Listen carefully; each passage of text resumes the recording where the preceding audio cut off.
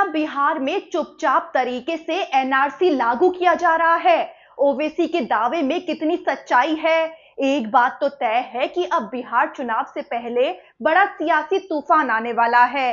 बिहार में विधानसभा चुनाव जैसे जैसे नजदीक आ रहे हैं, सियासत भी उतनी ही गर्म होती जा रही है। लेकिन इस बार चर्चा चुनावी वादों या गठबंधन की नहीं, बल्कि उस कार्रवाई की है जिसे एआईएमआईएम प्रमुख असदुद्दीन ओवैसी चुपचाप तरीके से किया जा रहा एनआरसी बता रहे हैं।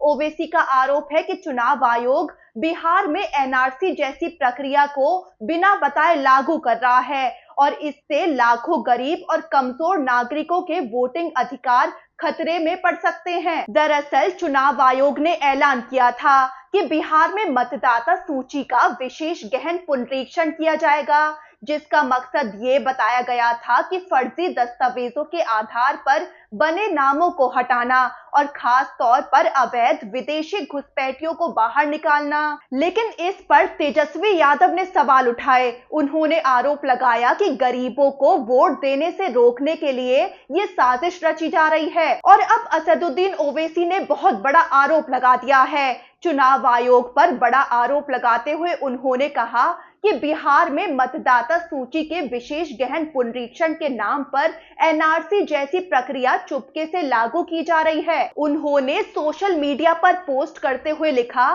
कि अब हर नागरिक को दस्तावेजों के जरिए ये साबित करना होगा कि वो कब और कहां पैदा हुआ और साथ ही ये भी कि उसके माता पिता कब और कहां पैदा हुए थे। ओवैसी ने इसे देश के गरीब तबके के साथ क्रूर मजाक बताया है, खासकर बाढ़ प्रभावित सीमांचल जैसे इलाकों के लोग जो रोजाना की 2 वक्त की रोटी भी मुश्किल से जुटा पाते हैं। ओवैसी ने कहा कि उनसे इस तरह के दस्तावेज मांगना कितना व्यवहारिक है।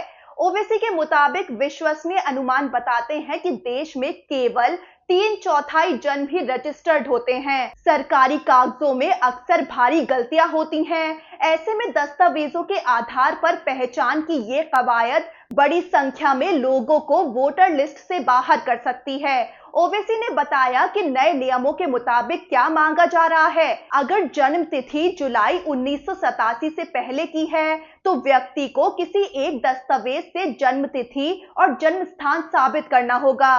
फिर 1987 से 2004 के बीच जन्म वालों को न सिर्फ खुद का जन्म प्रमाण दिखाना होगा, बल्कि माता या पिता में से एक का जन्म स्थान और जन्म तिथि भी साबित करनी होगी। और अगर माता पिता में से कोई एक भारतीय नागरिक नहीं है तो पासपोर्ट और वीजा जैसे दस्तावेज भी देने होंगे। ओवैसी ने सीधा आरोप लगाते हुए कहा कि ये सब कुछ एनआरसी की तर्ज पर हो रहा है और अगर चुनाव आयोग 1 महीने के अंदर घर घर जाकर डेटा इकट्ठा करना चाहता है तो बिहार जैसी बड़ी आबादी वाले राज्यों में ये प्रक्रिया निष्पक्ष ढंग से करना लगभग असंभव है। ओवैसी ने लाल बाबू हुसैन केस का हवाला देते हुए याद दिलाया कि सुप्रीम कोर्ट पहले ही कह चुका है कि जो व्यक्ति पहले से वोटर लिस्ट में शामिल है उसे उचित प्रक्रिया के बिना हटाया नहीं जा सकता। ओवैसी ने यह भी कहा कि जब चुनाव नजदीक है, ऐसे में इस तरह की कवायद से जनता का चुनाव आयोग पर भरोसा कमजोर होगा।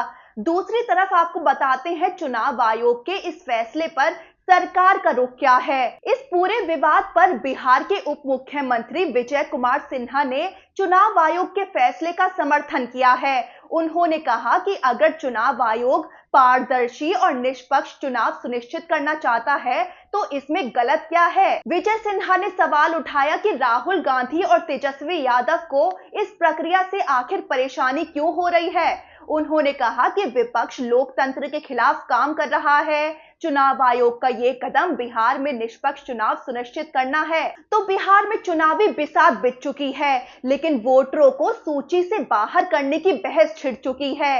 एक तरफ ओवैसी और तेजस्वी यादव जैसे नेता इसे गरीबों के अधिकारों पर हमला बता रहे हैं, तो दूसरी तरफ सरकार इसे चुनावी पारदर्शिता का हिस्सा बता रही है। तो क्या बिहार में वाकई एनआरसी जैसे हालात बनते जा रहे हैं? इस पर आपका क्या मानना है?